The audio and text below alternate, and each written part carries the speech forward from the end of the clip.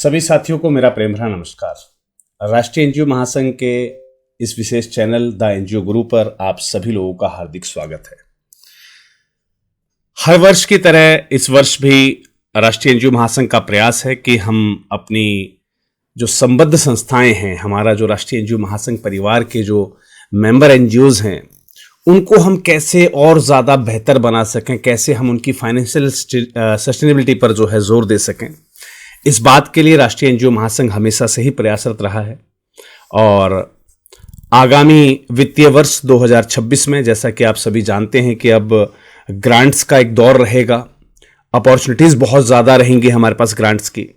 तो ऐसे में हम कैसे अपनी महासंघ परिवार की संस्थाओं की जो स्थिति है उसको कैसे हम सुधार सकें, उस पर विचार करते हुए राष्ट्रीय एनजीओ महासंघ की जो कोर टीम है, उन्होंने कुछ जो है संस्थाओं का जो एक्टिव संस्थाएं हैं, देखिए राष्ट्रीय एनजीओ महासंघ के साथ तत्परता से काम करने वाली या राष्ट्रीय एनजीओ महासंघ के लिए विशेष रूप से जो है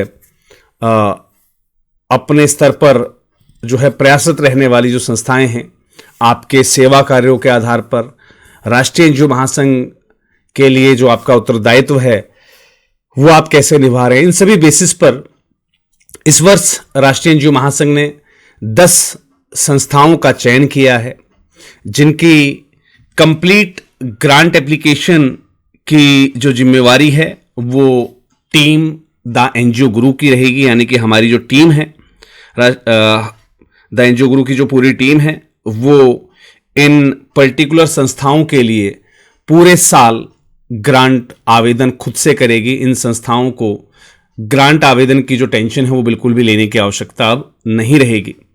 तो चलिए, कौन कौन सी वो संस्थाएं हैं जो राष्ट्रीय एनजीओ महासंघ के द्वारा इस वर्ष चयनित की गई हैं, मैं उसकी लिस्ट के लिए लेकर चलता हूं आपको मेरी स्क्रीन पर।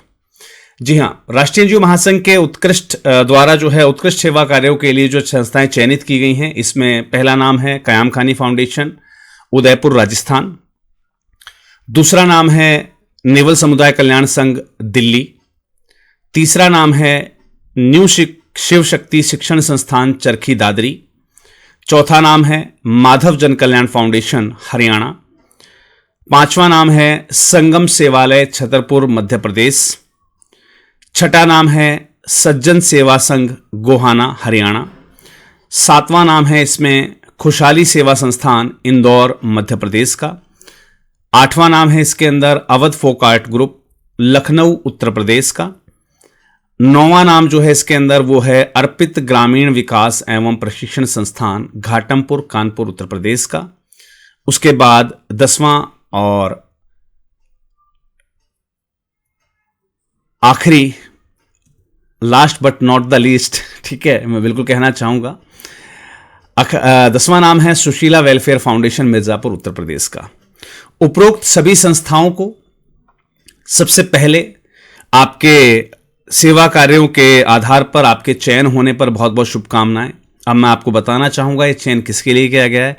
उपरोक्त सभी चयनित संस्थाओं को आगामी वित्तीय वर्ष 2026 और 27 में सभी प्रकार के जो ग्रांट एप्लीकेशन हैं, उसका जो भी कार्य है वो अब आपका टीम द एनजीओ गुरु के द्वारा संपादित किया जाएगा, राष्ट्रीय एनजीओ महासंघ के जो है सर्विलेंस में। तो राष्ट्रीय एनजीओ महासंघ की देखरेख में आपके पूरे साल के जो प्रपोजल लिखना, उसको जमा करना, ये सारे काम की जिम्मेवारी अब टीम द एनजीओ गुरु की है, जिसके लिए आपको एक सिंगल पेनी यानी कि 1 रुपया भी खर्च करने की आवश्यकता नहीं है।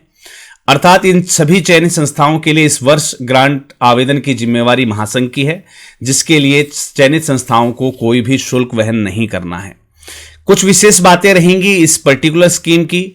उपरोक्त सभी चयनित संस्थाएं आगामी वित्तीय वर्ष 2026-27 में अधिकतम 100 ग्रांट आवेदन करवा सकेंगे, यानी कि आपको चैनल पर जो भी वीडियोस आपको मिलती हैं ग्रांट एप्लीकेशन की इंफॉर्मेशन के रूप में, या अदर कहीं भी किसी सोर्स से आपको जब पता लगता है कि वही फलानी ग्रांट निकली हुई है और आपको लगता है कि हमारी एलिजिबिलिटी वहां पर सेट हो रही है, हमारी संस्था की एलिजिबिलिटी वहां पर सेट हो रही है, आपको सिर्फ जो एक स्पेशल नंबर आपको दिया जाएगा, हेल्पलाइन नंबर, उस पर आपको जो है कॉल करना है, बताना है उनको कि आप चयनित संस्थाओं में हैं, या फिर जो आपका एक पर्टिकुलर जो ग्रुप रहेगा आपका, उस ग्रुप में आपको मेंशन कर देना, सर मुझे इस ग्रांट के लिए मेरा आवेदन करवा दीजिए।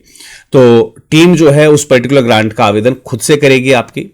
उसके लिए, उस ग्रांट आवेदन के लिए पर्टिकुलर मान लीजिए किसी ऑनलाइन पोर्टल पर रजिस्ट्रेशन करना है, किसी साइट पर आपकी संस्था का रजिस्ट्रेशन, एनजीओ रजिस्ट्रेशन करना होता है पहले, उसके बाद ग्रांट एप्लीकेशन होती है। तो ऑनलाइन रजिस्ट्रेशन करना हो वो टीम कंप्लीट करके देगी। ऑफलाइन या ऑनलाइन ग्रांट एप्लीकेशन को फाइल करना हो, कोई पूरा परफॉर्मा है, कोई एप्लीकेशन है पूरी, या कोई ग्रांट का कोई आवेदन है ऑफलाइन अथवा ऑनलाइन, उसको भी हमारी टीम फाइल करेगी आपको। उसके लिए जो भी प्रपोजल लिखना है वो प्रपोजल भी जो है महासंघ की टीम ही आपकी जो है, हमारी जो टीम द एनजीओ गुरु है वो आपको आपका प्रपोजल भी लिखेगी। उस प्रपोजल को जब कहीं डेमोन्स्ट्रेट करना है तो उस डेमोन्स्ट्रेशन का पार्ट भी महासंघ की टीम संभालेगी। अगर उस प्रोजेक्ट के डेमोन्स्ट्रेशन से संबंधित कोई पीपीटी वगैरह डेवलप करनी है, वो भी सुविधा आपको बिल्कुल पूर्णतया निःशुल्क उपलब्ध कराई जाएंगी। ये सारी सुविधाएं आपको जो है चयनित संस्थाओं को निःशुल्क उपलब्ध कराई जा रही हैं।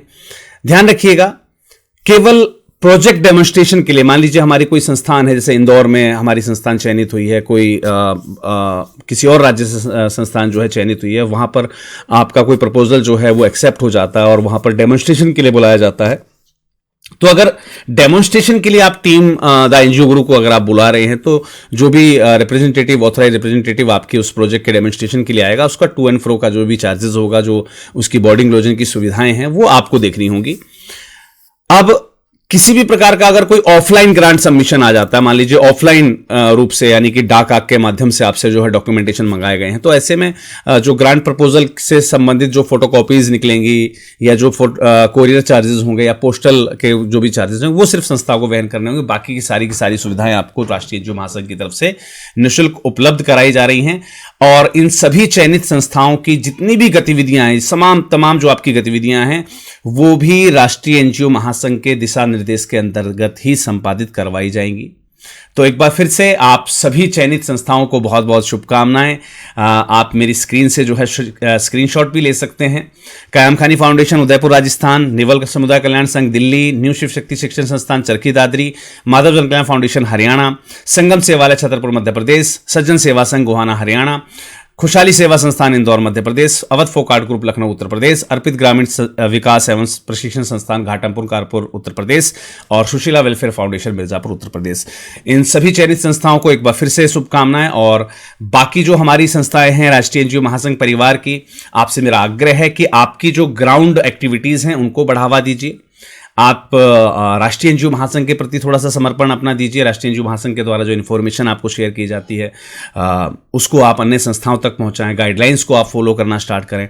आप जो भी एक्टिविटीज़ करते हैं, आपका जो भी उपक्रम जो चलते हैं, वहाँ पर आपके राष्ट्रीय एनजीओ महासंघ से संबद्धता का जो आपका जो टैग है, जो कॉट है, वो मेंशन करना मत भूलिएगा।